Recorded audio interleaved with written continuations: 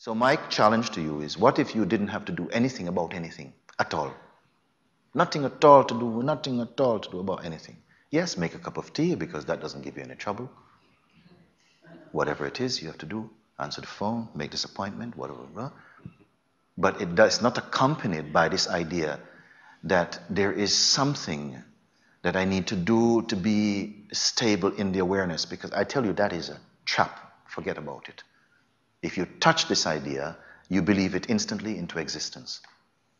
And then you have to believe another idea to remove it. So why not drop both ideas in the first place and stay where you are? You're simply here within which all that arises for you, including the sense of spirituality, forget about spirituality then. Forget about enlightenment and forget about you also. And what remains here? That which cannot be gotten rid of remains. It's just that, simpler than simple. Sometimes we overuse the intellectual faculties, which are only meant to take you up to this seeing, and thereby they say goodbye. We have served you enough, they will go. You're simply here. All this knowledge that we acquire, called spiritual knowledge, is only a mirror for the timeless to see itself. And for what reason? For no other reason than it's fascinated with its own recognition for some reason. I don't see that the idea that something is difficult, which is a persistent notion in the psyche of the human expression of consciousness, that we just have to do something to kind of, sometimes we're speaking like also a sense that we must get something accurately.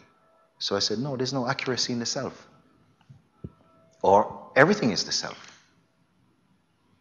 If you give up all your notions, all your effort to try and get somewhere, just drop it right here now, because you have the power to do it. Just drop it. Yes. Just like you're sitting in a restaurant full of people, clinking glasses and utensils and stuff, and talking, and there's music, and yet you can have a sweet conversation with your friend sitting across the table, because you don't let it in. Yeah. In the same way, you don't let these thoughts in, that there is something that I need to do to stay more present.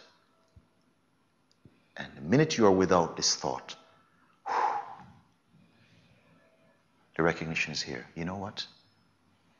Oftentimes, this moment of seeing is attended by great laughter. There's nobody laughing, it's just...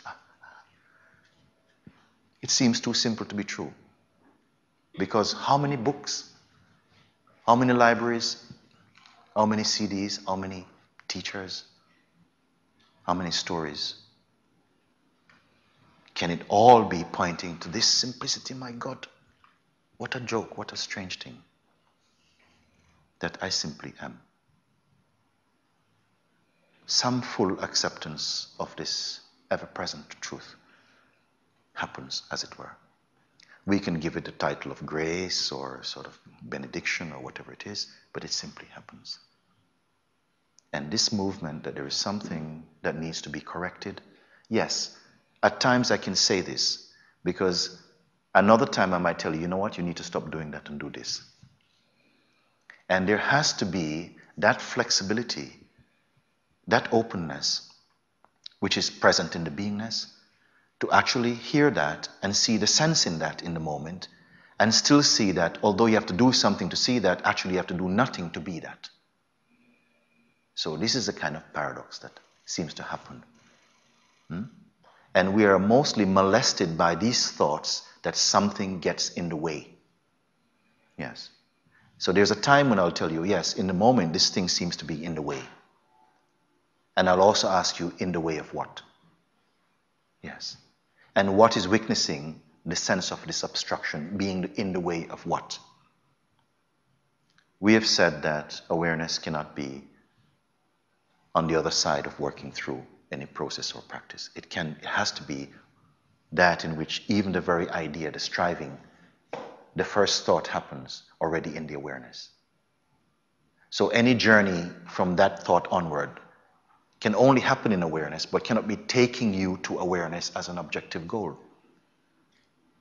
It is only the discovery of the subject to itself. And sometimes when we read it, of course, in trying to convey that which really cannot be conveyed with words. It cannot be touched or carried in the word. At best, you may say, out of the irrefutable authority of the seeing, those words are imbibed with a sort of presence. They have a power in them. They have more light or something in them when they come from that seeing, at best. Yes. That when you yourself are the seeing and the experiencing, and yet beyond at the same time, you cannot explain this, and as I said before, thankfully you don't have to write a thesis about it. It's just your own inner seeing. Something very private, let's use the word for that for the moment. But it cuts away, strips back all these layers of should-dos and should-do-nots and leave the truth in its nakedness as it is, here, present, now. What can be simpler than that? Prior even to simplicity, you are that.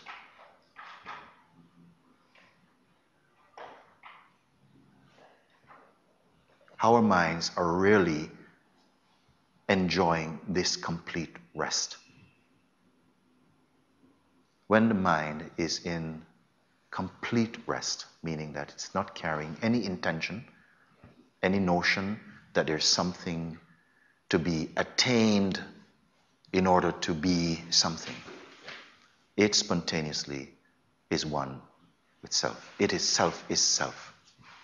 Yes. Drop the notion that something stops you from being this. That's only a notion arising in this. What is this?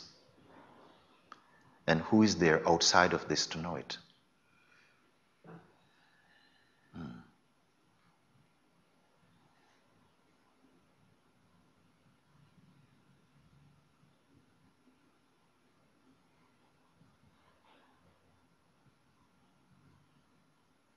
In this that we are, it does not even say, I am this.